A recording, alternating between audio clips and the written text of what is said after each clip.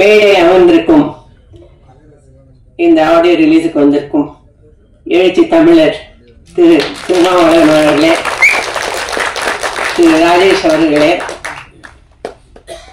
மற்றும் இயக்குனர் தங்கமணி அவர்களே, பாடலாசிரியர் அவர்களே, இங்கு அமர்ந்திருக்கும் அனைவருக்கும் என் முதற்கண் வணக்கம். பத்திரிகை ஊடக நண்பர்களுக்கும் என் வணக்கம். இந்த திரைப்படத்தை பத்தி சொல்லணும்னா, இப்ப பார்த்தா பிரமிப்பா இருக்கு. பாடல்கள் அவ்வளவு இனிமையா இருக்கு. அதாவது எடுக்கும் போது நமக்கு தெரியல, படமும் நம்ம தமிழ் கலாச்சாரத்தை அத சொல்ற மாதிரி இருக்கு. இப்ப வர படங்கள்லாம் நீங்களே பாக்குறீங்க. ஏன்னா பாடல்கள்லாம் அதனோட கருத்தே இல்லை. இப்போ 50 வருஷம் 60 வருஷம் பாடல் கூட அந்த இனிமே இருக்கு அந்த லிரிக்ஸ்க்கு. இப்ப எல்லாம் இன்ஸ்ட்ருமெண்டல் டாமினேஷன் தான் நிறைய இருக்கு. அது ஒன்றும் சொல்ல, இந்த காலத்து யங்ஸ்டர்ஸ்க்கு பிடிக்குதுன்னு சொல்லி எடுக்கிறாங்க, அதை நம்ம ஒன்றும் சொல்ல முடியாது. ஆனா இதை ரொம்ப அருமையா எடுத்திருக்காரு இயக்குனர். அவர் என்னை இந்த ரோல் பண்ண சொன்னாரு. நான் கொஞ்சம் யோசிச்சேன், இது வேணுமா பண்ணணுமான்னு. இல்லம்மா நீங்க பண்ணீங்கன்னா நல்லா வரும், நீங்க பண்ணணும். அதே மாதிரி மனோரமா ஆட்சி கூட பேசினாங்க, நீங்க பண்ண ரொம்ப நல்லா இருக்கும், நான் ரொம்ப சந்தோஷப்படுவேன் நாங்க. அதனால பண்ணிருக்கேன். படத்தை நடிச்ச கதாநாயகன், கதாநாயகி மற்றும் வில்லன் எல்லாருமே ரொம்ப சூப்பரா நடிச்சிருக்காங்க. எல்லாம் இந்த காலத்து யங்ஸ்டர்ஸ் ரொம்ப திறமையானவங்க. அவங்க எல்லாம் நீங்க ஆதரிக்கணும். இந்த படத்தை பெரும் வெற்றி ஆகணும்னு வேண்டிக்கிறேன். ஏன்னா இப்ப ஆனா படங்கள்லாம் வரதும் தெரியல, போறதும் தெரியல. அப்புறம் எல்லாம் அந்த இதெல்லாம் மொபைல்லே பாத்துறாங்க. எங்க காலத்துல எல்லாம் 25 வாரம் 200 நாள் ஒண்ணு படங்கள்லாம் இருக்கு. இப்ப நம்ம ஹீரோ சார் ஒண்ணு சொன்னாரு, அவர் சொன்னது சரிதான். ஆனா ஒண்ணு சொல்றேன், நான் நடிக்க உலகம் சுற்றுவான் 73ல ரிலீஸ் ஆச்சு. 73 52 வருஷத்துக்கு மேல ஆயிடுச்சுன்னு வச்சுக்கோங்களேன். இப்ப சொன்னாங்க, நான் இப்படி குதிக்க சொன்னாங்க, அப்படி குதிக்க சொன்னாங்க. இது ஒரே ஒரு சின்ன இது சொல்றேன். காஷ்மீர்ல ஷூட்டிங். திரு NT ராமாராவ் அவர்கள் தான் கதாநாயகர். அதாவது அந்த ஐஸ்ல ஸ்கேட்டிங் பண்ண, ஐஸ்ல சறுக்கிட்டு வரணும். எனக்கு இவனோட ஷார்ட் ட்ரெஸ் கொடுத்துட்டாங்க. அவர் ஃபுல்லா பேண்ட் ஷர்ட் போட்டு வந்துட்டாரு. என்ன பண்ண முடியும்? சறுக்கி வந்து அப்படியே நடுங்கிடுச்சு. போனே கொடுத்துருங்க சொல்றேன். இதெல்லாம் சகஜம்தான் இண்டஸ்ட்ரியில. சும்மா ஒரு தமாஷ் சொன்ன, தப்பா சொல்லல, நீங்க சொன்னதுக்காக சொல்றேன். இதெல்லாம் எனிவே அந்த படம், அந்த காலத்து படங்கள் நான் நடிச்சிருக்கேன். புரட்சி தலைவர் எம்ஜிஆர் தான் என்னை அறிமுகப்படுத்தினார். பின்னர் நடிகர் திரு சிவாஜி அவர்களும் திரு கமலஹாசனும் ரஜினி அவர்களும் தமிழ், தெலுங்கு, கன்னடம், மலையாளம் 250 படங்களுக்கு மேல் நடிச்சிருக்கேன். அதுக்கப்புறமா 2வது திரைப்பயணம் தொடங்கிச்சு. நான் கொஞ்ச நாள் சிங்கப்பூர்ல இருந்தேன். அப்புறம் மறுபடியும் ராஜ்கிரண் போஸ்ட் பண்ணாரு, மறுபடியும் நடிக்க வச்சாங்க. அப்புறம் ராதிகா சொல்லிச்சு, நீங்க சீரியல் படமே வேண்டாம், ராதிகா சீரியல் சீக்கிரம். ஒரு லாங் ஜேர்னி. இதை கொடுத்த எல்லாருக்கும் ரொம்ப நன்றி. இன்னைக்கு வரைக்கும் பாராட்டிட்டு இருக்கீங்க. இங்க இருக்கிற அனைவருக்கும் என் வாழ்த்துக்கள். இந்த படம் மிகப்பெரிய வெற்றியட என்னுடைய மனமான வாழ்த்துக்கள். இதுக்கு நீங்கள் ஊக்குவிக்க வேண்டும். நன்றி, வணக்கம். இந்த படத்துக்கு இசையமைக்க வாய்ப்பளித்த டைரக்டர் சாருக்கு எனது நன்றி தெரிவித்து, பத்திரிகை மீடியா நண்பர்களுக்கு எனது வணக்கத்தை தெரிவித்து, அண்ணன் எனக்கு சால்வை போடும்போது எனக்கு ஒரு தெம்பு கொடுத்தாரு. பாடல் நல்லா இருக்குன்னு சொன்னார். அது ரொம்ப எனக்கு இசையை அமைக்கும் போது கூட அந்த ஒரு ஆனந்தம் எனக்கு. அவர் எனக்கு அதாவது போட்ட உடனே அது சொன்னது ரொம்ப சந்தோஷமாக இருந்தது. அவருக்கு எனது நன்றி தெரிவித்துக் கொள்கிறேன். அம்மா லதா அம்மாவுக்கு, மேடத்துக்கு எனக்கு வணக்கம் தெரியும். மேடையில் எங்கள் வாழ்த்த வந்திருக்கும் அனைவருக்கும் எனது நன்றியை தெரிவித்துக் கொள்கிறேன். இதில் இன்னும் ஒரு சந்தோஷம் என்னன்னா, இந்த படத்துக்கு ஆட்சி மனோரமா என்னோட கம்போசிங்கில் பாடின கடைசி பாடல். அது எனக்கு ரொம்ப சந்தோஷமாக இருக்குது. இந்த பாட்டை நீங்கள் எல்லாருமே, இது லைவ் இப்போ மாதிரி ஏஐயில் பண்ணி அதெல்லாம் பண்ணல, லைவாக பண்ணியிருக்கோம். இந்த பாட்டை நீங்கள் கேட்டிங்கன்னா எங்களுக்கு சந்தோஷமாக இருக்கும். நல்ல பாட்டு வரும், எங்களுக்கு ஊக்கம் கொடுத்தா மாதிரி இருக்கும். அதனால் கொஞ்சம் மீடியாலாம் எங்களுக்கு சப்போர்ட் பண்ணி நல்ல பாடலை வாழ வச்சிங்கன்னா ரொம்ப சந்தோஷம். நன்றி, வணக்கம்.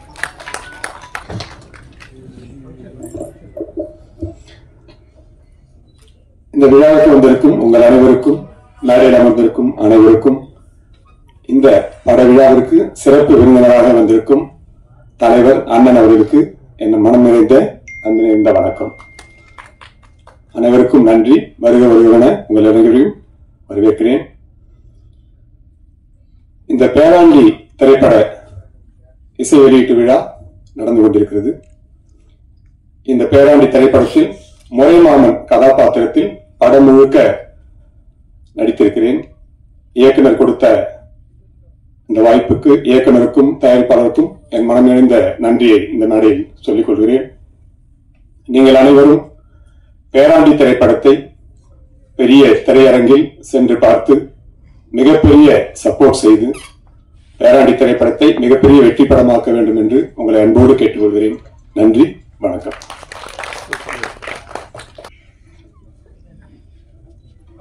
அனைவருக்கும் வணக்கம். விழாவுக்கு வந்திருக்கும் மீடியா நண்பர்களுக்கும் அண்ணன் திரு தலைவர் அவர்களுக்கும் மற்றும் லதா மேடம் அவர்களுக்கும் அம்மா அவர்களுக்கும், நாங்களாம் அவங்க கூட எல்லாம் ஒர்க் பண்ண நான் நினச்சி கூட பார்க்கல. எங்களுக்கு ரொம்ப அதிர்ஷ்டம் பண்ணியிருக்கோம். அந்த காலத்தில் எம்ஜிஆர் சாரை பார்த்துருக்கோம், அது படம் இது பண்ணிக்கலாம். அப்புறம் சின்ன சின்ன பசங்க இப்போ அவங்க கூட நடித்த லதாமகள் நாங்கள் நடிச்சிருக்கிறதுக்கு நாங்கள் ரொம்ப பெருமைப்பட்டு கடமைப்பட்டிருக்கோம். ரொம்ப சந்தோஷமாக இருக்குது. அப்புறம் எனக்கு வாய்ப்பளித்த டைரக்டர் தங்கமணி சார் அவருக்கும் நான் இந்த மாதிரி நான் நன்றி சொல்லி தெரிவிச்சுக்கிறேன். மற்றும் இங்கே வந்திருக்கும் விழாவுக்கு வந்திருக்கும் அனைத்து பெரியவர்களுக்கும் என்னுடைய மனமார்ந்த நன்றியை தெரிவித்துக் கொள்கிறேன். படம் நல்லா வந்திருக்கு, நீங்கள் எல்லாம் பார்த்தீங்க. சாங் நல்லா இருக்கு, எல்லாம் ஒர்க் எல்லாரும் நல்லா பண்ணியிருக்காங்க. ஆனால் இப்போ வர படம் நீங்களே பார்த்துருப்பீங்க. இந்த மாதிரி ஒரு ஃபேமிலி என்டர்டைன்மெண்ட் இது வரைக்கும் இந்த மாதிரி படம் வந்ததில்லை. கண்டிப்பாக நீங்கள் எல்லாரும் ஃபேமிலியோட வந்து பார்க்கலாம், நல்லா சிரிக்கலாம். இதில் பவர் ஸ்டார் இருக்காரு, உங்களுக்கே தெரியும். பவர் ஸ்டார் எவ்வளோ ஒரு காமெடி இருக்கும் உங்களுக்கே தெரியும். நல்லா பண்ணிருக்காங்க, நல்ல நல்ல காமெடி இருக்கு. கண்டிப்பா எல்லாரும் தியேட்டருக்கு வந்து பாருங்க, பார்த்து இந்த படத்தை நீங்க வெற்றி பெற செய்யணும் என்று தாழ்மை கேட்கிறேன். நன்றி, வணக்கம். ஊடக நண்பர்களுக்கு அனைவருக்கும் வணக்கம். பத்திரிகையாளர் நண்பர்களுக்கும் வணக்கம். எல்லாரும் கோர்வையா பேசுறாங்க, அடுக்கடுக்கா பேசுறாங்க. எனக்கு அந்த மாதிரி பேச தெரியாது. நார்மலா எனக்கு என்ன வருமோ அதை நான் பேசுறேன். தவறா இருந்தா மன்னிச்சுக்கங்க. இது என்னோட முதல் மேடை, சரிங்களா? இந்த படத்தை பொறுத்த வரைக்கும் பார்த்துட்டீங்க அப்படின்னா ஃபர்ஸ்ட் அண்ட் லாஸ்ட் வரைக்கும் நம்ம இயக்குனர் ஒருத்தரோட முயற்சியால நடந்த படம் அது. இந்த படத்தை பொறுத்த வரைக்கும் ஒரு நம்பிக்கையை வச்சுதான் நாங்க இழுத்தோம். முதல் எடுத்தோடனே பாத்தீங்கன்னா மனோரமாச்சி தான் இந்த படத்துல நடிக்கிறதா இருந்துச்சு. அப்புறம் சில பல காரணங்களால அவங்க உடல் குறைபாட்டினால நடிக்க முடியல. ஆனா என்னோட அதிர்ஷ்டம், அவங்க என்னோட படத்துல கடைசியா ஒரு பாட்டு பாடியிருக்காங்க. அது போக இங்க என் கூட நடிச்சவங்க எல்லாருமே பாத்தீங்கன்னா மிக மிக ஜாம்பவான்கள் தான். எல்லாரும் இன்னைக்கு நேத்து இல்ல, முதல்ல இருந்தே நடிச்சிட்டு இருக்கிறாங்க. அதுல நான் ரொம்ப கொடுத்து வச்சிருக்கணும். நம்ம லதா மேடம் என் கூட நடிச்சிருக்காங்க. அது போக கராத்தன்ராஜன் சார் நம்ம கூட நடிச்சிருக்காரு. சுந்தரராஜன் சார் ஒர்க் இருக்குன்னு சொல்லிட்டு வர முடியல, அவர் நடிச்சிருக்காரு. ஹீரோயின் கொஞ்சம் பிஸியா இருக்காங்க, அதனால அவங்களால வர முடியல அப்படின்னு சொல்லிட்டாங்க. இந்த படத்தை பொறுத்த வரைக்கும் பாத்தீங்க அப்படின்னா நம்பினவங்க எல்லாருமே இந்த மேடையில இருக்காங்க, நம்பாதவங்க யாருமே இங்க வரல. அதுதான் முக்கியமான விஷயம். நாங்க நம்பினோம், முதல்ல இருந்து கடைசி வரைக்கும் இயக்குனருக்கு துணையா இருந்தோம். அவரோட வழியில நாங்க பின்பற்றணும். அவர் என்ன சொன்னாரோ அதை நாங்க செஞ்சோம். இப்ப இந்த படம் நாளைக்கு வெற்றி பெற்றோம். அப்படி பெற்றாலும் அதுக்கு முழுக்க முழுக்க காரணம் நம்ம இயக்குனர் மட்டும்தான். இந்த படத்துல ரெண்டு விஷயம் மட்டும் நான் சொல்லிக்கணும். அது விளையாட்டுக்கு சொல்லல. முதல் விஷயம் என்னன்னு பாத்தீங்க அப்படின்னா, நம்ம ஊட்டி சாங் ஃபர்ஸ்ட் எடுத்துனே போட்டிருப்பாங்க, நீங்க எல்லாரும் பாத்திருப்பீங்க இல்லையா? அந்த ஊட்டி சாங்ல சரின்னு சொல்லிட்டு போயிட்டோம். தலகுந்தா ஹில் ஸ்டேஷன் அங்க போயிட்டு சரி ஓகே எல்லாம் காஸ்டியூம் சேஞ்ச் பண்ணுங்க அப்படின்னு சொன்னாங்க. ஹீரோயினை பார்த்தேன், ஃபுல்லா காஸ்டியூம் ஃபுல்லா ஜம்முன்னு கேரளா ஸ்டைல நின்று இருந்தாங்க. சரி நமக்கு ஏதோ நல்ல காஸ்டியூம் கொடுப்பாங்க அப்படின்னு சொல்லிட்டு நான் வெயிட் பண்ணிட்டு இருந்தேன். பார்த்தோன்னா பெருசா ஒரு வேட்டி மாதிரி இருந்துச்சு. சரி ஓகே சட்டை எங்க அப்படின்னு நான் கேட்டேன். கேட்டதுக்கு அவங்க என்ன சொன்னாங்கன்னா, வேட்டி போதும் உனக்கு அப்படின்ட்டாங்க. ஏப்பா இவ்வளவு குளிரா இருக்கு, ஹில் ஸ்டேஷன், வேட்டி மட்டும் போதுமா, வேற ஏதாச்சும் கொடுங்கன்னா துண்டு ஒன்று கொடுத்துட்டாங்க. அதுல மட்டும்தான் எனக்கு ஈக்கணும் மேல கொஞ்சம் கோவம். அது மட்டும் இல்லாம ஸ்டண்ட் பண்ணாங்க. ஸ்டண்ட் என்னன்னு பாத்தீங்கன்னா, மத்த படத்துல ஒரு 2 ஃபைட் வைப்பாங்க, 3 ஃபைட் வைப்பாங்க, 4 ஃபைட் வைப்பாங்க. ஆனா நம்ம இயக்குனர் ஒரே ஒரு ஃபைட் தான் வச்சிருக்காரு. அது அப்ப நான் கொஞ்சம் சந்தோஷப்பட்டேன். சரி ஒரே ஒரு ஃபைட் தான் இருக்கு, நம்ம தப்பிச்சோம். ஸ்டண்ட் ரொம்ப பெருசா இருக்காது, ஃபர்ஸ்ட் படம் தானே, இவனுக்கு எதுவும் வராதுன்னு சொல்லிட்டு டூப்க்கு இது போட்டுப்பாங்கன்னு சொல்லி ஸ்டண்ட் மாஸ்டர் பாத்தீங்கன்னா சைனீஸ்கார மாதிரி இருப்பாரு. நீங்க பார்த்தாலே தெரியும். அவர் நின்றுட்டு இந்த மாதிரி ஓகே ஸ்டண்ட் பண்ணலாம் அப்படின்னு சொல்லிட்டு முன்னாடி நான் நின்று இருக்கேன். என் கூட இவ்வளோ க்ளோஸ்ல ஒரு ஸ்டண்ட் மேன் நிக்க சொன்னாரு. நான் கூட கேட்டேன் அவர்கிட்ட, ஏன் சார் இது என்ன லிப்கிஸா பண்றான், இவ்வளவு க்ளோஸா நிக்கிறானே அப்படின்னு சொன்னேன். சொன்னோன்னா சரின்னு சொன்னா அவர் என்ன சொன்னார்னா, தம்பி உங்களுக்கு பல்ட்டி அடிக்க தெரியுமா அப்படின்னு கேட்டாரு. ஓகே ஓகே சார், பல்ட்டி தானே தெரியும், அது கை கீழே ஊனி தலை ஊனி திரும்பிடணும் அப்படின்னு சொன்னேன். அவ்வளவுதான் சார், அதுதான் பண்ணணும், ஆனா நீங்க கையை ஊனாம பண்ணணும்ட்டாரு. சார் நான் இது என்ன பல்ட்டி அடிக்க சொன்னீங்க, ஓகேன்ட்டு கையை ஊனி திரும்ப சொல்றீங்க, சரி ஓகே சார் பண்ணிடுறேன், ஏதோ ஒன்று பண்ணிடுறேன் அப்படின்னு சொல்லிட்டேன். அவன் என்ன பண்ணிட்டாங்கன்னா, அந்த பக்கத்துல நின்று இருந்தவங்க வந்து பேக் பெல்ட்டி அடிக்க சொல்லிட்டாங்க. பேக் பெல்ட்டி அடிக்கிற சொன்னா அதே புறா நான் முன்னாடி குதிக்க அவன் பின்னாடி குதிக்க, இது எப்படி கரெக்டா இருக்கும் அப்படின்னு சொல்லி நான் பார்த்தேன். அப்புறம் தான் தெரிஞ்சிச்சு இவர் ஏதோ ஒன்று பண்ண போறாருன்ட்டு. நான் முன்னாடி குதிக்க அவன் பின்னாடி குதிக்க டங்குன்னு ஒரு அடி மண்டையில ஃபர்ஸ்டா இதுல. அதுதான் ஒரு நல்ல எக்ஸ்பீரியன்ஸா எதிர்பார்த்தேன். நல்ல அடி விழுந்துச்சு. அடி விழுந்தோன்னா அது எனக்கு அப்ப பெருசா தெரியல. அதுக்கப்புறம் வந்து இந்த எடிட்டிங் டப்பிங் இதெல்லாம் முடிஞ்சு வரவும் பாத்தீங்க அப்படின்னா ரொம்ப அற்புதமா இருக்கு. அது போக வந்து நம்ம பாடல் வரிகளையும் ஃபர்ஸ்ட் நாங்க வந்து இவ்வளவு நம்பல இப்படி வரும் அப்படின்ட்டு. ஆனா இயக்குனர் வந்து சொன்னாரு, இந்த பாடல் வந்து வேற லெவல்ல ரீச் ஆகும், நீங்க வேணா பாருங்க அப்படின்னாரு. அப்புறம் ஃபைனலா பார்க்கும்போது ஒவ்வொரு வரியுமே, இது நான் எந்த படத்தையும் வந்து குறிப்பிட்டு சொல்லல, இப்ப இருக்கிற படங்கள்லாம் எனக்கு தெரிஞ்ச வரைக்கும் வரிகள் வந்து பெருசு அளவுல பாக்குறது இல்ல, மியூசிக் இதெல்லாம் தான் பெரிய அளவுல பாக்குறாங்க. ஆனா நம்ம தமிழ் கலாச்சாரத்துக்கு இது பண்ற மாதிரி சிலம்பாடத்தை இதுல நாங்க வச்சிருக்கோம். அது போக பாத்தீங்கன்னா ஒவ்வொரு வரியும் நீங்க ரசிக்கிற மாதிரி இருக்கும். எம்ஜிஆர் பாடலுக்கு அடுத்து பாத்தீங்க அப்படின்னா நல்ல நல்ல கவிஞர்கள் புலவர்கள்லாம் எழுதியிருப்பாங்க. அதுக்கப்புறம் நம்ம படத்துல ஆனா இவங்க 2 பேரும் லிரிக்லேட் வந்து பேசினாங்களே இல்லைங்களா, அவங்க வந்து பாத்தீங்கன்னா இதுக்கு முன்னாடி இந்த மாதிரிலாம் எழுதுனது கிடையாது. நம்ம படத்துக்கு நல்லா எழுதியிருக்காரு. அந்த எழுதுனதுக்கொசரமே அதை பார்த்த உடனே இயக்குனர் வந்து நீங்க 100% வந்து சாட்டிஸ்ஃபை பண்ணவே முடியாது. நான் கண்ணால பார்த்த விஷயங்கள் தான் சொல்றேன். இயக்குனர் வந்து 100% வந்து உங்களால சாட்டிஸ்ஃபைடே பண்ண முடியாது. நம்ம 100 டேக் எடுத்தாலும் 101 take okay better okay next இன்னொரு டேக் எடுங்க அப்படின்றாரு சிம்பிளா. அதே மாதிரி பண்ணிட்டு இருப்பாங்க. எப்படி இதை ஓகே சொன்னாருன்னு தெரியல, லிரிக் எல்லாம் ஓகேன்ட்டாங்க. அதுக்கப்புறம் பார்க்கும்போது பார்த்தீங்கன்னா இவ்வளவு பெரிய பிரம்மாண்டமா இருக்கு பாட்டு எல்லாமே. நீங்க ஸ்கிரீன்ல பார்த்துருப்பீங்க, நல்லா வரும்னு நினைக்கிறேன். படம் நல்லா இருக்கு. நீங்க எல்லாம் மறக்காம எல்லாம் தியேட்டர்ல போய் படத்தை பார்க்கணும், எங்களுக்கு சப்போர்ட் பண்ணணும். இவ்வளவு நேரம் நான் பேசினதை அமைதியா கேட்டிருந்தேன். எல்லாருக்கும் நன்றி, வணக்கம். என்னோட அண்ணன், எங்கள் இன தலைவன், எங்கள் தமிழ் மக்களின் தலைவன். இரண்டாவது என்னன்னா, நாங்கெல்லாம் வந்து ஒரு உயிர் மூச்சாக நாங்க நினைச்சுக்கிட்டு இருக்கிற எங்க அண்ணன் அவர் வந்திருக்கிறதுனால என்ன பேசுறதுன்னே எனக்கு தெரியல. மிகவும் சிறப்பாக இந்த படம் இருக்கணும் மட்டும் எனக்கு நல்லபடியா ஆணித்தனமாக இருக்கின்றது. அண்ணன் அவர்களை வந்து என்னோட முதல் பையன் வந்து பிரசவத்துக்கு முதல் நாள் அண்ணாவை வந்து ஈரோட்டுல ஒரு கூட்டத்துல சந்திச்சேன். அப்ப பிரசவத்த டைம்லயே நான் போனேன். ஆனா அண்ணனை பார்த்து வயிற்றுக்குள்ளதான் இருந்தான். இன்னைக்கு வரைக்கும் அவரோட வழியிலேயே தான் போயிட்டு இருக்கான். லண்டன்ல அவன் படிச்சுக்கிட்டு இருக்கான். பார்லிமெண்ட்ல அமித்ஷா அவர்களோட பேச்சை எதிர்த்து லண்டன்ல ஒரு மாணவன் வந்து போராடிட்டு இருந்தான்னு சொல்லிட்டு நியூஸ் வந்தது. அதுல வந்து என் பையன் தான் அவன். ஏன்னா அண்ணனோட வழியிலேயே தான் இன்று வரை அண்ணன் வழியிலேயே தான் அவன் வந்துகிட்டு இருக்கான். எங்கள் எல்லாருமே அதனால என்னோட தலைவன் என்னோட அண்ணன் எல்லாரும் வந்திருக்கிறதுனால ரொம்ப சந்தோஷமா, இதுக்கு மேல வரவேற்கிறதுக்கு எதுவுமே இல்லை. இந்த படம் ரொம்ப சிறப்பு மிக்கதா அமையும் என்று நான் வணங்கும் இறைவனை நான் வணங்கிக் கொள்கிறேன். நன்றி, வணக்கம். அவையில் இருக்கும் அனைவருக்கும் வணக்கம். கூடியிருக்கும் சபையோருக்கும் வணக்கம். அண்ணன் அரவிந்த் அண்ணனுக்கும் எனக்கு வாய்ப்பளித்த டைரக்டர் தங்கமணி சார் அவர்களுக்கும், முனைவர் அண்ணன் பேர் சொல்றது கூட எனக்கு வயசு கிடையாது, தலைவர் அவர்களுக்கும் என்னுடைய மனமார்ந்த நன்றி. நாமெல்லாம் ஒரே மண்ணில் தான் பிறந்தோம், ஒரே மண்ணில் தான் வளர்ந்தோம். இதுதான் உண்மை, இதுதான் உண்மை. ஒரே மண்ணில் பிறந்தோம், ஒரே மண்ணில் வளர்ந்தோம். ஆனா நாமெல்லாம் ஒண்ணா அப்படின்னு பார்த்தா அது ஒண்ணு ஆகாது. இதான் சார் சொல்ல வந்தாரு, இதான் சார் சொல்லியிருக்காரு. தம்பி இந்த எதெல்லாம் பெரிய வெஞ்சனம்ன்றா அவனுக்கு எல்லாம் நம்ம வந்து இந்த படத்து மூலியமா ஒரு விஷயம் சொல்லணும்டா அப்படின்னு அப்ப சார் சொன்னாரு. சார் சொல்லி சிச்சுவேஷன் சொல்லி என்னை பாட்டு எழுத சொன்னாரு. அதுக்கு ஏற்ப மாதிரி நான் எழுதியிருக்கிறேன். கண்டிப்பா படம் பெட்டரா வந்திருக்கு, சாங் அருமையா வந்திருக்கு. நீங்க எல்லாருமே அந்த படத்துக்கு சப்போர்ட் பண்ணணும்னு கேட்டுக்கிறேன். அம்பேத்கர், புரட்சியாளர் அம்பேத்கர் அவர் வழியில வந்து ஒரு சில அவரை பத்தி படம் எடுக்கணும்னா 1000 படத்துக்கு மேல சொல்லலாம். அதுல ஒரு சின்ன ஒரு க்ளூ தான் இந்த படம். சோ மீடியெல்லாம் நான் ஓப்பனா சொல்ல முடியாதுன்னு நினைக்கிறேன். நன்றி, வணக்கம்.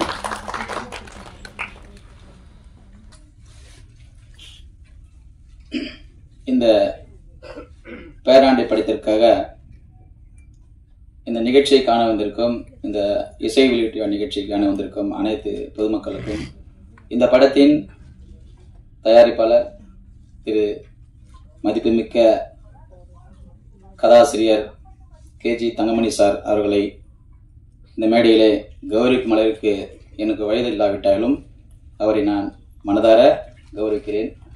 அது மட்டுமல்ல, இந்த இசை வெளியீட்டு விழாவில் வந்திருக்கக்கூடிய நமது பேராண்ட படத்தின் நாயகர் அரவிந்த் சார் அவர்களை வருக வருகென இருகரம் கூப்பி வரவேற்கிறேன். மேலும் இந்த திரைப்படத்தின் பேராண்டி என்கிற திரைப்படத்தை எடுத்தாலே பேராண்டி என்ற சொல்லுக்கே பெரிய அர்த்தம் இருக்கும். அது ஒரு பாசமிகு ஒரு வார்த்தை. அப்படிப்பட்ட இந்த பேராண்டி படத்திற்காக, இந்த இசை வெளியீட்டு விழாவிற்காக வந்திருக்கக்கூடிய மிகவும் பழமை வாய்ந்த படங்கள் எல்லாம் பார்த்திருக்கிறோம். அவர்கள் பேரை எனக்கு சொல்ல பெருமையா இருக்கு. லதா மேடம் அவர்களை இந்த மேடையில காணுவதற்கு நான் மிகவும் கொடுத்து வைத்துக்கணும். மேற்கொண்டு இந்த இசை வெளியீட்டு விழாவில் அண்ணன் எழுச்சி தமிழர் கௌரவமாக சொல்லுவாங்க. பேர்லாம் நான் சொல்லதான் பிறந்திருக்கிறேன். நான் சொல்ல மாட்டேன்னா சொல்ல மாட்டேன். ஏன்னா அவர் பேரை சொல்லதான் நான் பிறந்திருக்கேன். எந்த தலைமையகத்திலும் சரி, எந்த இடத்திலும் சரி, அஞ்சா சிங்கம், அடிமையாகாத ஒரு கலைஞர், எழுச்சி தமிழர், புரட்சியாளர் என்று சொல்லக்கூடிய காலத்தை தூக்கிட்டு சொல்றேன். எங்க அண்ணன் திருமா அவர்களை வணங்கி வரவேற்கிறேன்.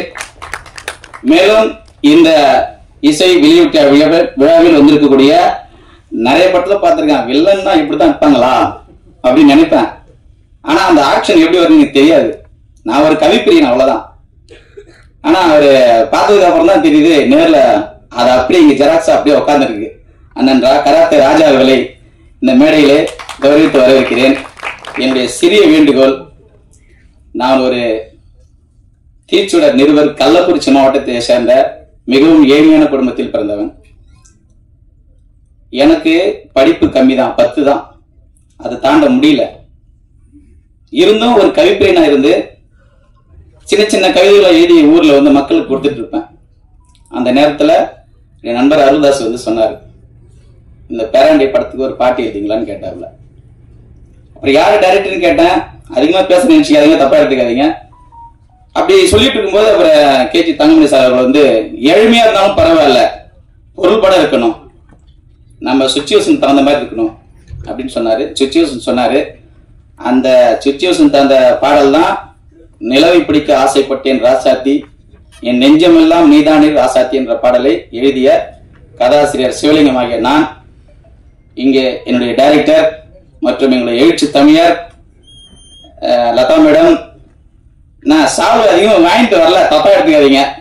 4 நாள் தான் வாங்கிட்டு வந்தேன். அந்த 4 பேருக்கு மட்டும் கௌரவிச்சேன். எல்லாத்தையும் கௌரவிச்ச மாதிரி நினைச்சிங்க. வந்திருக்கக்கூடிய அத்தனை பேருக்கு ஒரு வேண்டுகோள், இந்த சாலுக்கு.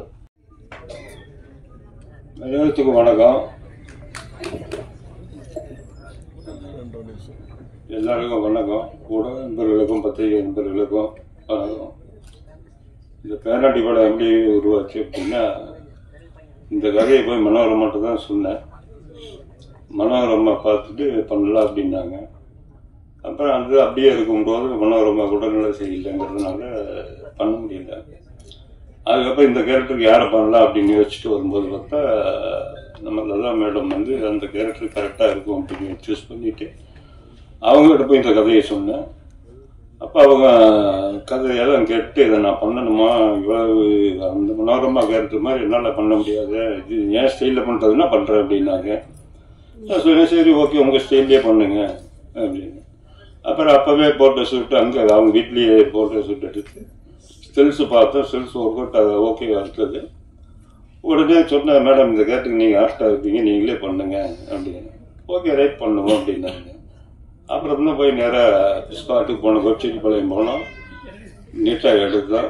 இது முழுக்க ஒரு வில்லேஜ் சம்பந்தப்பட்ட கதைன்னு வச்சுக்கோங்களேன். ஃபேமிலியோட உட்காந்து படம் பார்க்குற மாதிரிங்க.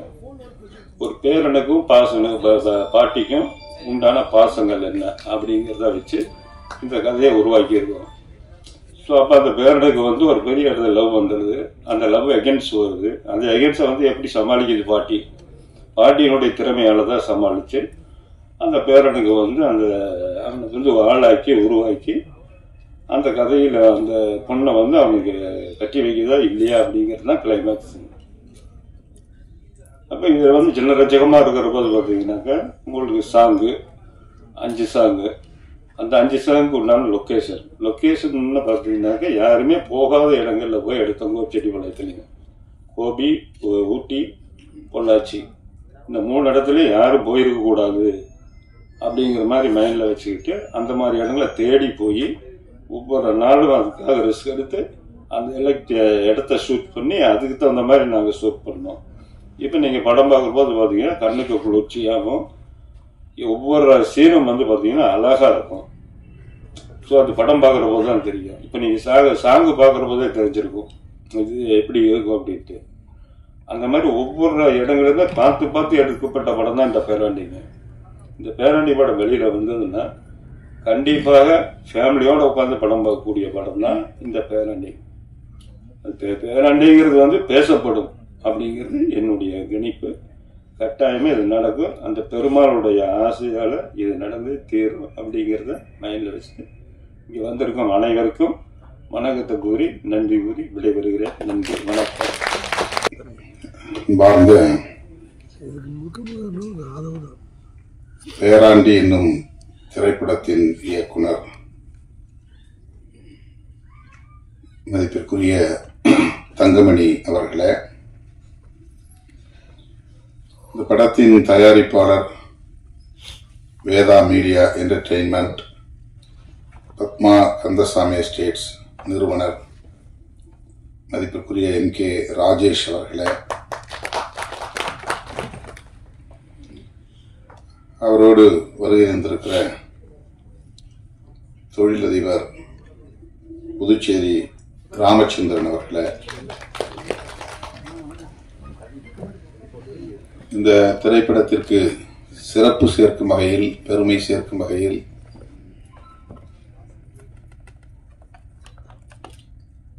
எம்ஜிஆர் அவர்களுக்கு ஜோடியாக நடித்து புகழ் பெற்ற திருமதி லதா அம்மா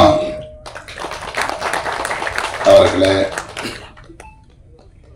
படத்தின் கதாநாயகன் தம்பி அரவிந்தராஜ் அவர்களே, படத்திற்கு உயிரூட்டக்கூடிய வகையில் சிறப்பான இசையை அமைத்திருக்கிற இசையமைப்பாளர் திரு ஹிதேஷ் முருகவேல் அவர்களே, இணை தயாரிப்பாளர் திருமதி லலிதா அவர்களே, நடிகர் அன்பு சகோதரர் கராத்தே ராஜா அவர்களே, பாடலாசிரியர் சிவலிங்கம் அவர்களே, பாடலாசிரியர் அருள்தாஸ் அவர்களே, ஓசூர் டோனி அவர்களே, தங்கை வழக்குரைஞர் திருமதி உமா சங்கரி அவர்களே, ஒளிப்பதிவாளர் திரு மகிபாலன் அவர்களே, மற்றும் இந்த நிகழ்வை ஒருங்கிணைத்துக் கொண்டிருக்கிற தொகுப்பாளர் VM ஆறுமுகம் அவர்களே, இந்த திரைப்படத்தை சார்ந்த, திரைப்பட குழுவை சார்ந்த கலைஞர்களே, திரளாக கூடியிருக்கிற தமிழ் சொந்தங்களே, உங்கள் அனைவருக்கும் என்னுடைய அன்பார்ந்த வணக்கத்தை தெரிவித்துக் கொள்கிறேன். இயக்குனர் தங்கமணி அவர்களும் இணை தயாரிப்பாளர் திருமதி லலிதா அவர்களும் கடந்த வாரம் என்னை நேரிலே சந்தித்து இந்த நிகழ்வில் பங்கேற்க வேண்டும் என்று அழைப்பு விடுத்தார்கள். பல்வேறு பணிச்சுமைகள் என்னை ஆக்கிரமித்திருக்கிற சூழலில் இதில் பங்கேற்பதில் எனக்கு ஒரு தயக்கம் இருந்தது. ஆனாலும் இருவருமே விடாப்பிடியாக நீங்கள் வர வேண்டும், நீங்கள் சொல்லுகிற நாளில் நிகழ்ச்சியை நாங்கள் ஒருங்கிணைக்கிறோம், உங்களுக்கு தோதான ஒரு நாளை சொல்லுங்கள் என்று அன்பு கட்டளையிட்டார்கள். ஆகவே இந்த நாளில் நான் உங்கள் முன்னால் நின்று கொண்டிருக்கிறேன். இந்த வாய்ப்பை எனக்கு வழங்கிய இயக்குனர் தங்கமணி அவர்களுக்கு முதலில் என்னுடைய நெஞ்சார்ந்த நன்றியை உரித்தாக்குகிறேன். இப்போதெல்லாம் திரைப்படங்களுக்கு வைக்கிற பெயர்களே வித்தியாசமாகத்தான் இருக்கின்றன. லதா அம்மா அவர்கள் சொன்னதைப் போல 2K கிட்ஸ் இந்த காலத்து இளைஞர்களுக்கு பிடித்த இசை, பிடித்த பெயர் எல்லாம் ஆங்கிலத்தில் தான் நிறைய திரைப்படங்களுக்கெல்லாம் பெயர்கள் வருகின்றன. அல்லது ஏதாவது ஒரு வித்தியாசமான கவர்ச்சிகரமான பெயர் சூட்டப்படும். ஆனால் இயக்குனர் தங்கமணி அவர்கள் துணிந்து நம்முடைய தமிழ் மரபை போற்றும் வகையில் ஒரு நல்ல தமிழ் பெயரை, குடும்ப பெயரை திரைப்படத்திற்கு சூட்டி இருக்கிறார். இதுவே அவருடைய துணிச்சலுக்கு ஒரு சான்று என்று நான் கருதுகிறேன். பேராண்டி என்று சொல்லுகிற போதே தாத்தாவோ பாட்டியோ இதுல முக்கியமான பாத்திரம் வகிக்கப் போகிறார் என்று நமக்கு தெரிய வருகிறது. இந்த பெயரிலேயே குடும்ப பெயராகவும் அமைந்திருக்கிறது. ஒரு குடும்ப திரைப்படம் என்பதையும் இந்த பெயர் நமக்கு சொல்லாமல் சொல்லுகிறது. வரக்கூடிய திரைப்படங்களில் நிறைய அரசியல் நெடி உண்டு.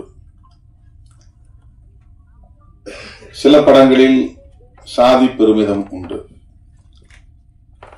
சில படங்களில் சாதி ஒழிப்பு அரசியலை பேச வேண்டும் என்கிற அந்த கருத்தியல் போக்கை நாம் பார்க்கிறோம். இன்றைய சூழலுக்கு ஏற்ப காதல் கதையாக இருந்தாலும் குடும்ப கதையாக இருந்தாலும் இந்த காலத்து இளைஞர்களுக்கு ஏற்ப பெயர் சூட்டுவதில் இயக்குனர்கள் கவனமாக இருக்கிறார்கள். ஆனால் நம்முடைய இயக்குனர் தங்கமணி அவர்கள் லதா மேடம் இதில் இருக்கிறார் என்பதனாலே என்னவோ அந்த பெயரை தேர்வு செய்திருக்கிறார் என்று நான் கருதுகிறேன். அது பொருந்துகிறது. ஒருவேளை பெயர் முன்னே கூட அவர் தேர்வு செய்திருக்கலாம். அவர் இந்த காலத்துக்கும் பொருந்தக்கூடியவராக இருக்கிறார் லதா அம்மா என்பது பாராட்டுதலுக்குரியது. அவங்க சொன்னாங்க, உலகம் சுற்றும் வாலிபன் தான் முதல்ல நடிச்ச படம்.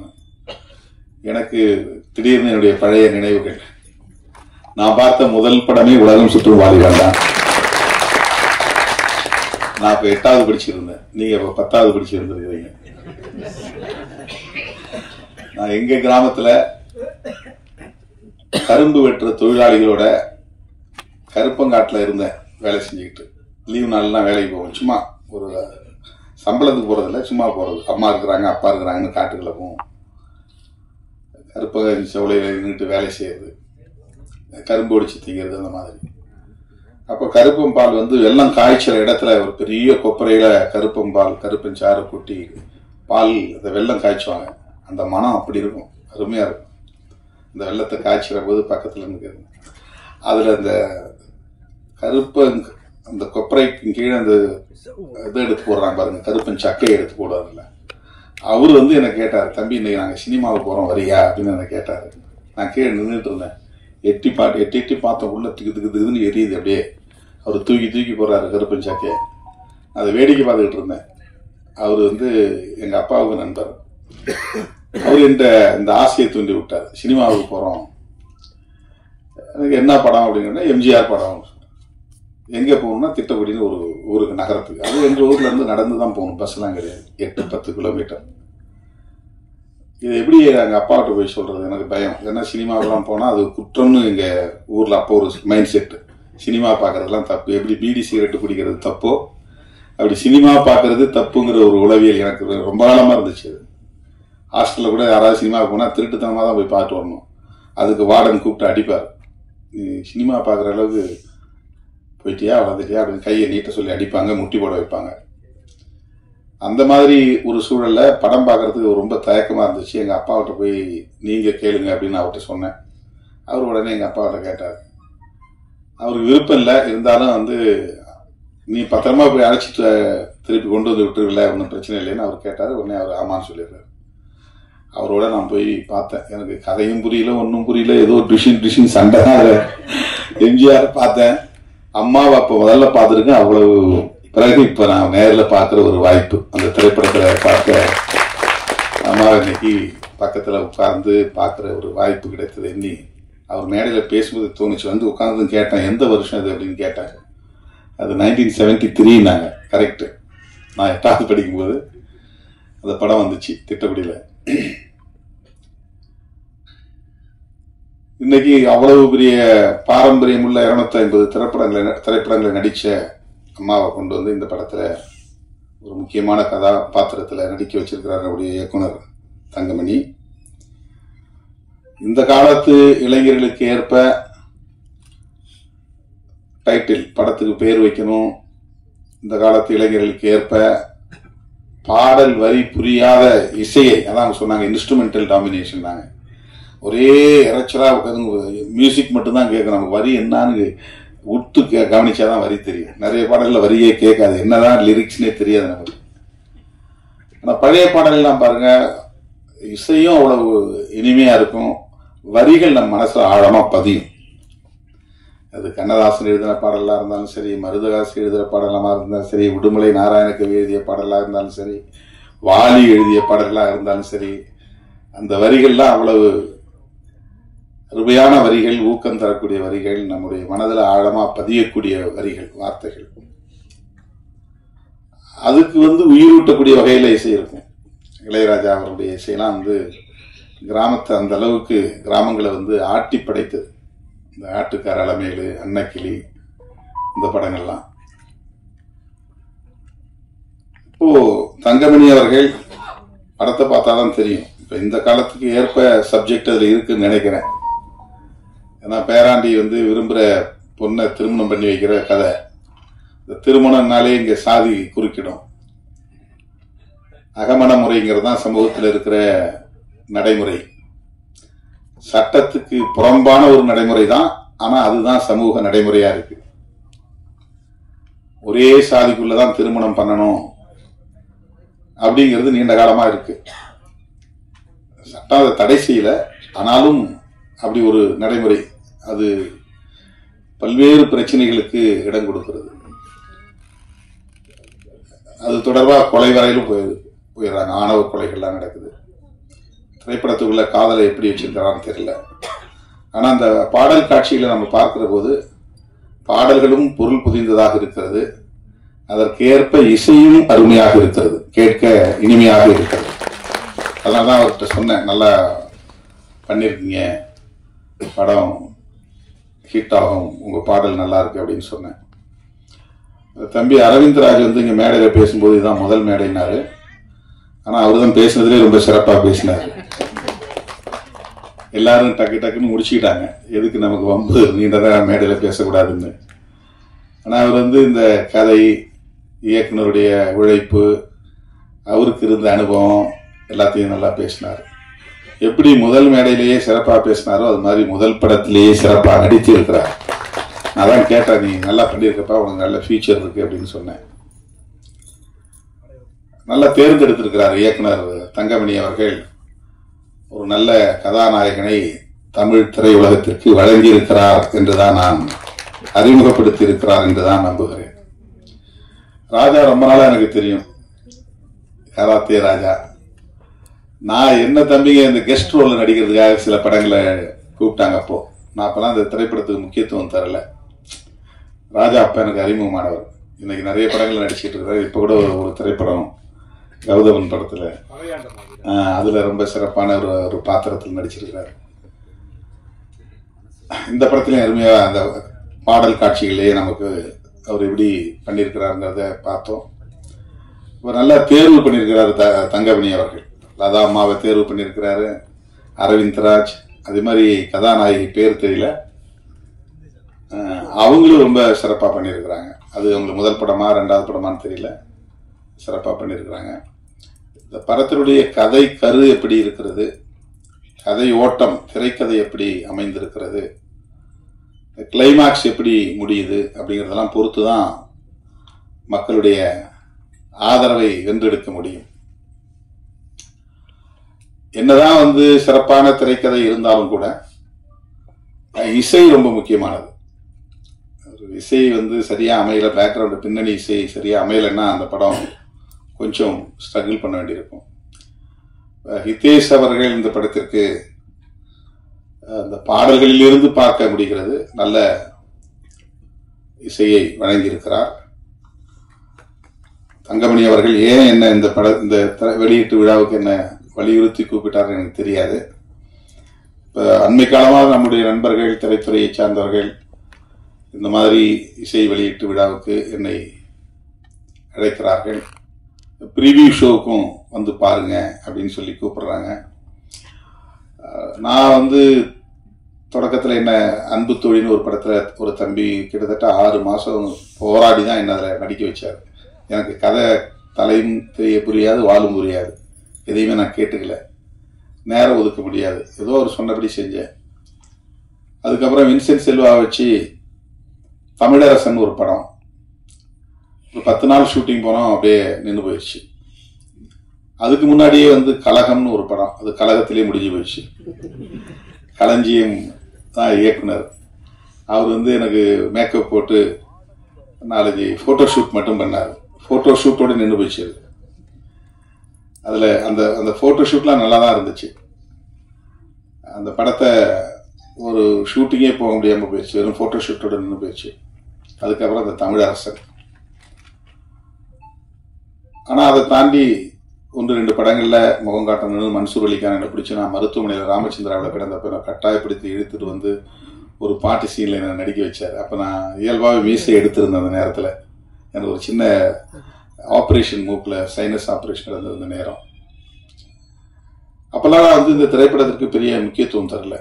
அப்புறம் மின்சாரம்னு ஒரு படம், இந்த அன்பு தொழில நடிச்ச உடனே அவரு ஒரு கோயம்புத்தூர்காரர் தான் தயாரிப்பாளர். அவரு நீங்க தமிழ்நாடு முதலமைச்சரா நடிச்சே தீரணும் அப்படின்ட்டாரு. சரி, படத்திலேயாவது நம்ம ஒரு நாள் முதலமைச்சரா இருக்கணும் அப்படின்னு ஆசைப்பட்டு அதுக்கு நான் ஒத்துக்கிட்டேன். ஆனா எப்படி கதை எனக்கு தெரியாது, தலையும் வாழும் எதுவுமே புரியாது. ஏன்னா டிஸ்கஷன்ல உட்கார்றதில்ல, ரிஹர்சல் கிடையாது, கிடைக்கிற நேரம் கொஞ்ச நேரம், அந்த ஸ்பாட்டுக்கு போனோடனே இதை செய்யுங்க அதை செய்யணும். ஏன்னா அப்ப எனக்கு அதுல பெருசா ஆர்வம் வெட்டலை. எனக்கு சின்னதுல இருந்தே திரைப்படத்தை பற்றி ஒரு தவறான மதிப்பீடு உருவாகி போச்சு. திரைப்படம் பார்த்தா அது தப்பு, அது குற்றம் அப்படிங்கிற மாதிரி. அப்படி இருந்த என்ன இன்னைக்கு தங்கமணி போன்ற இயக்குனர்கள் நிறைய திரைப்படங்களை இது மாதிரி இசை வெளியீட்டு விழா, பிரிவியூ ஷோ போன்றவற்றில் பங்கேற்க செய்வது இந்த திரையுலகத்தின் வலிமை என்ன என்பதை புரிந்து கொள்ள பயன்படுகிறது. இது எவ்வளவு முக்கியத்துவம் வாய்ந்த ஊடகம். இன்னைக்கு தமிழ்நாடு அரசியலே தொடர்ந்து திரை கவர்ச்சியின் கட்டுப்பாட்டுக்குள் இருக்கிறது என்பதை நாம் பார்க்க முடிகிறது. ஒரு காலத்தில் எம்ஜிஆர், அதன் பிறகு அவருடைய கலை உலக வாரிசுகள் பலர், பாக்கியராஜ் போன்றவர்கள்லாம் கட்சியை தொடங்கினாங்க. சிவாஜி கணேசன் அவர்களும் கட்சியை தொடங்கினார். அப்புறம் விஜயகாந்த், அப்புறம் சரத்குமார், டி ராஜேந்தர், இப்படி பல பேர் திரைத்துறையில தீவிரமான ஈடுபாடு உள்ளவர்கள் கட்சி தொடங்கினார்கள். கலைஞரும் திரைத்துறையில் ஈடுபாடு உள்ளவர் தான். இன்றைய முதல்வரும் திரைப்படத்தில் ஓரிரு படங்களில் நடித்தவர் தான். ஜெயலலிதா அம்மையார் திரைத்துறையிலிருந்து வந்தவர் தான். இப்போ விஜய் வரையிலும் தமிழக அரசியலில் திரை உலகம் எந்த அளவுக்கு ஈடுபாடு கொண்டிருக்கிறது அல்லது தாக்கத்தை ஏற்படுத்தி வருகிறது, அந்த கவர்ச்சி இன்னும், திரை கவர்ச்சி இன்னும் குறைந்தபாடு இல்லை என்கிற ஒரு நிலையை நாம் பார்க்கிறோம்.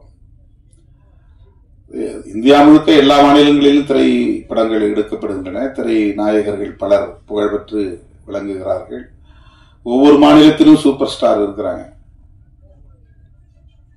நான் தமிழ்நாட்டில் தான் நிறைய star, super star, supreme star, ultimate star, power star, நம்ம படத்துல பவர் ஸ்டார். இந்த பவர் ஸ்டாருங்கிற பேர் நான் தான் வச்சேன். அவரு எனக்கு ரொம்ப நெருங்கிய ஒரு சகோதரர். கொஞ்ச நாள் எங்க கட்சியில பொறுப்புல இருந்தாரு. அவர் ஒரு நிகழ்ச்சியில, அவருடைய பிறந்த நாள் விழாவை ஒரு நிகழ்ச்சியில அவருக்கு அவருடைய கூட இருந்த நண்பர்கள் எல்லாம் இந்த பெயரை வைக்கணும்னு சொன்னப்ப, நான் பவர் ஸ்டார்னு ஆங்கிலத்தில் வருது, ஏதாவது தமிழ்ல சொல்லுங்க என்ன, எல்லாரும் மாதிரி ஆங்கிலத்துல என் பேர் வைங்க. இல்ல அதெல்லாம் தமிழ்லாம் வச்சா ஈடுபடாது, பவர் ஸ்டார்னு சொல்லுங்கன்னு என்ன கட்டாயப்படுத்தினாங்க. ஆனா அது நான் வச்சேங்கிறதுனால ஆகல, அவருடைய உழைப்பால அந்த பேர் நல்லா ரீச் ஆயிடுச்சு மக்கள்கிட்ட. இப்ப நம்ம பேராண்டி படத்திலையும் பவர் ஸ்டார் நடிச்சிருக்கிறார் அப்படிங்கறத பார்த்தது, நான் அவரை பார்த்தவொடனே எனக்கு ஒரு மகிழ்ச்சி ஆயிடுச்சு. அவரு தங்கமணி என்ன பார்த்த போது சொன்னார், பவர் ஸ்டார் இதுல நடிச்சிருக்காரு. நான் அன்னைக்கு வருவார்னு எதிர்பார்த்தேன், அவர் வரல. எந்த மாநிலத்திலும் திரைத்துறை அரசியலில் பெரிய தாக்கத்தை ஏற்படுத்தவில்லை. மம்முட்டி இருக்கிறார் கேரளாவில், இங்க கன்னடத்துல ராஜ்குமார் இல்ல, அவரு என்டிஆர், இங்க எம்ஜிஆர், 2 பேர் தான் அரசியல்ல ஒரு பெரிய மாற்றத்தை திரைத்துறையின் மூலமாக ஏற்படுத்தியவர்கள். அவரும் கட்சி ஆரம்பிச்ச 5 வருஷத்துல ஆட்சி பிடிச்சாரு, இவர் கட்சி ஆரம்பிச்ச 7 வருஷத்துல ஆட்சி பிடிச்சார். ஆனா இன்னும் தமிழ்நாட்டுக்குள்ள திரைத்துறை சார்ந்தவர்கள் இயக்குநராகவோ இசையமைப்பாளராகவோ அல்லது கதாநாயகராகவோ கதாநாயகியாகவோ நடித்தவர்கள் சோசியல் மீடியாவில் ரொம்ப ஆழமா சிந்திக்கிறவங்களா இருக்கிறாங்க. ரொம்ப நாமே அது ஆச்சரியப்படக்கூடிய அளவுக்கு. அண்மையில ஒருத்தர் எழுதியிருந்தாங்க, ராணுவத்துறையில வேலை செஞ்சவங்க ரிட்டையர் ஆயிட்டு வாட்ச்மேன் வேலைக்கு போறாங்க, திரைத்துறையில ரிட்டையர் ஆகுறாங்களாம் சிஎம் ஆகுறாங்க. தமிழ்நாட்டு அரசியல் அப்படி இருக்கு அப்படின்னு. ராணுவத்துறையில ரிட்டையர் ஆகிறவங்களாம் வாட்ச்மேன் வேலை மாதிரி ஏதாவது ஒரு டிபார்ட்மெண்ட்டுக்கு போறாங்க.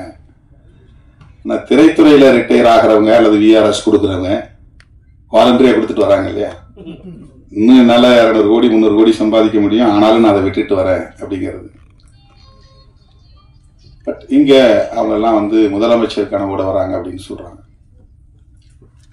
ஏதோ ஒரு வகையில திரைப்படம் அல்லது திரைத்துறை தமிழர்களை ஆளுமை செய்கிறது, ஆதிக்கம் செய்கிறது. இப்ப நான் என்ன யோசிக்கிறேன் அப்படின்னா, 15-20 வருஷத்துக்கு முன்னாடியே எனக்கு இந்த துறையில கதவு திறந்தது, சிவப்பு கம்பளம் விரிக்கப்பட்டது. பல பேர் கூப்பிட்டாங்க, நான் அதை ரொம்ப அவாய்ட் பண்ணிட்டேன். இப்போ உங்களை மாதிரி இயக்குநர்கள் அழைத்து இந்த நிகழ்ச்சிகள் எல்லாம் பங்கேற்க செய்கிற போது இந்த கலை எந்த அளவுக்கு மக்களோடு நெருக்கமானதாக இருக்கிறது. மக்களை பற்றி தான் திரைத்துறை பேசுகிறது, மக்களிடமிருந்து அந்நியப்படவில்லை.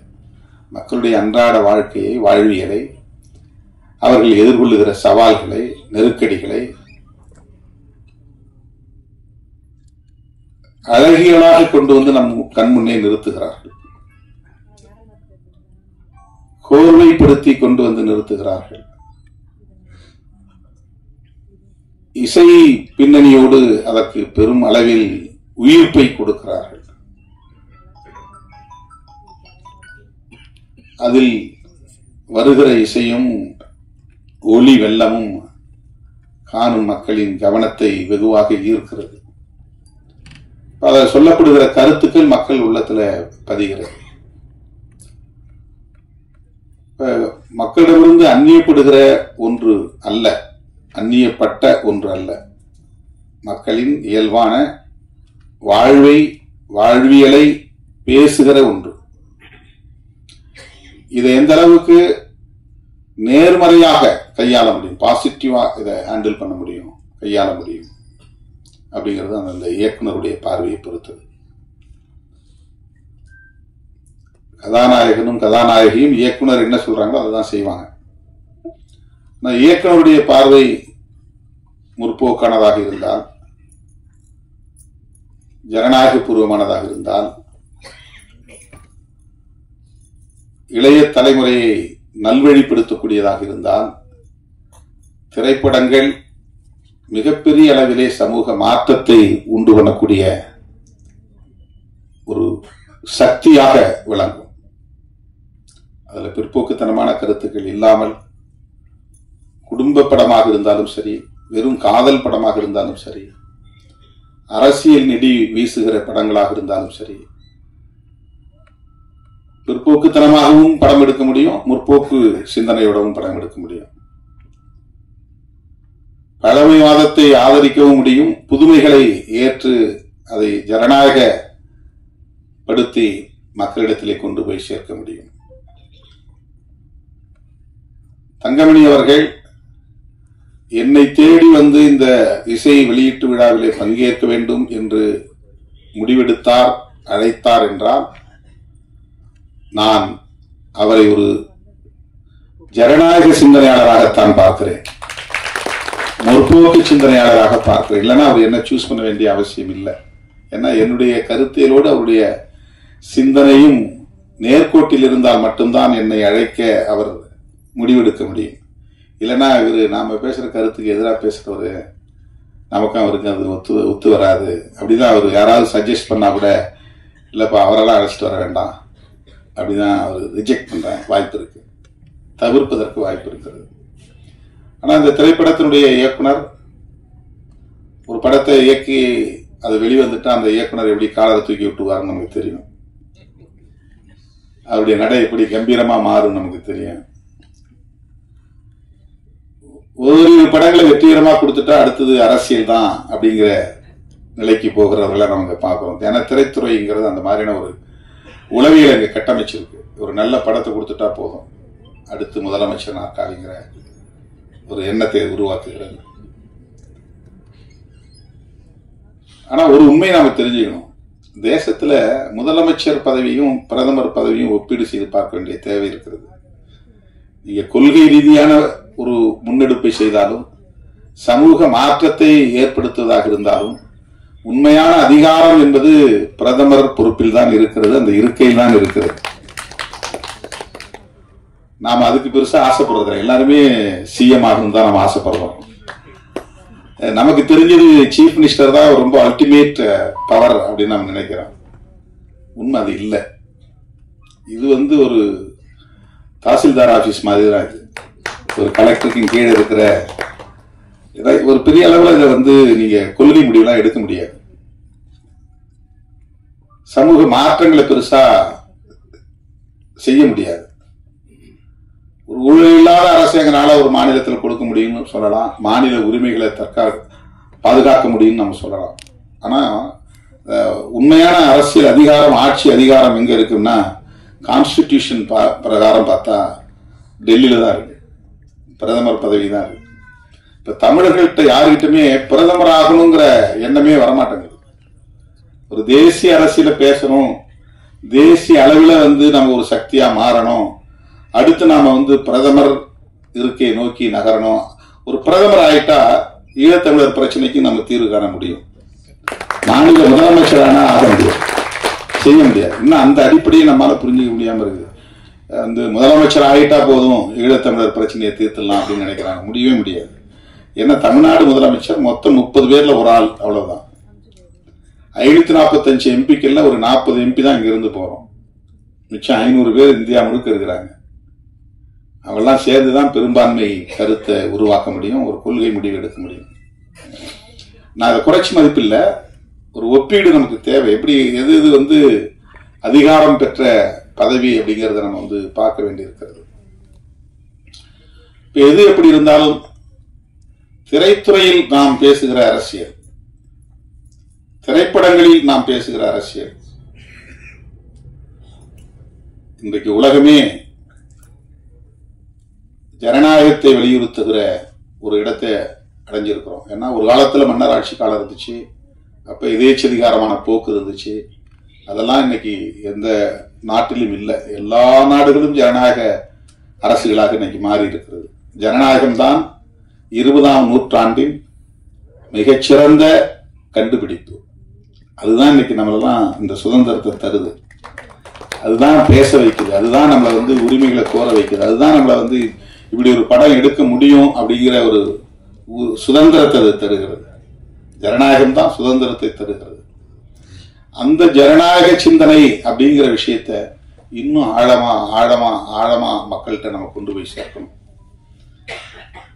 பாகுபாடு கூடாது, உயர்ந்தவன் தாழ்ந்தவன் பிறப்பின் அடிப்படையில் இல்லை, ஆணும் பெண்ணும் சமமானவர்கள் தான், எந்த பாகுபாடும் ஜெண்டர் டிஸ்கிரிமினேஷன் அப்படிங்கிறது கூடாது. இதெல்லாம் நாம ஏதாவது ஒரு வசனத்துல போற போக்குல அதை சொல்லும் போது அது ஆழமா ஒரு குழந்தையின் உள்ளத்துல பதியும். சாதி பெருமிதம் பேசுறதுங்கிறது பழமைவாதம். சாதிலாம் வேண்டாம், நாம எல்லாம் ஜனநாயகமா சமத்துவமா சகோதரத்துவமா வாழ்வோம் அப்படின்னு சொல்றது இடதுசாரி அரசியல் முற்போக்கு சிந்தனை. அவ்வளவுதான். இது ஒன்றும் பெரிய விஷயம் கிடையாது. நீ கம்யூனிஸ்ட் கட்சியில சேர்ந்தாதான் ஒரு இடதுசாரி முற்போக்குன்னு அர்த்தம் கிடையாது. ஜனநாயகத்தை நம்பினாலே அது இடதுசாரி சிந்தனை தான், அது முற்போக்கு சிந்தனை தான். ஜனநாயகத்தை நம்புறதுங்கிறது வேற என்ன? சுதந்திரம், சமத்துவம், சகோதரத்துவம், அவ்வளவுதான் டெமோக்ரஸி. நான் பேசுறதுக்கு சுதந்திரம், நான் கருத்து சொல்றதுக்கு சுதந்திரம், நான் இந்த திரைப்படத்தை எடுக்கிறதுக்கு சுதந்திரம், இந்த மாதிரியான அரசியலை பேசுவதற்கு சுதந்திரம், இதெல்லாம் அனுமதிக்கிறது தான் ஜனநாயகம். அதை விட சகோதரத்துவங்கிறது தான் ரொம்ப முக்கியமானது. இது ரெண்டும் இருந்தாதான் சமத்துவங்கிறதே நிகழும். இப்போ உலகம் முழுக்க என்ன போராட்டம் நடக்குதுன்னா அது ஜென்சி ரெவல்யூஷன்றாங்க. இப்போ நேபாளத்தில் நடந்தது, இலங்கையில் நடந்தது, இப்போ மொரோக்காவில் அது நடந்துகிட்டு இருக்கு அப்படின்லாம் சொல்றாங்க. இந்த புதிய தலைமுறையின் புரட்சி அப்படின்னு சொல்றாங்க, இந்த இளம் தலைமுறையின் புரட்சி, இந்த சோசியல் மீடியா தலைமுறையின் புரட்சி அப்படின்னு சொல்றாங்க.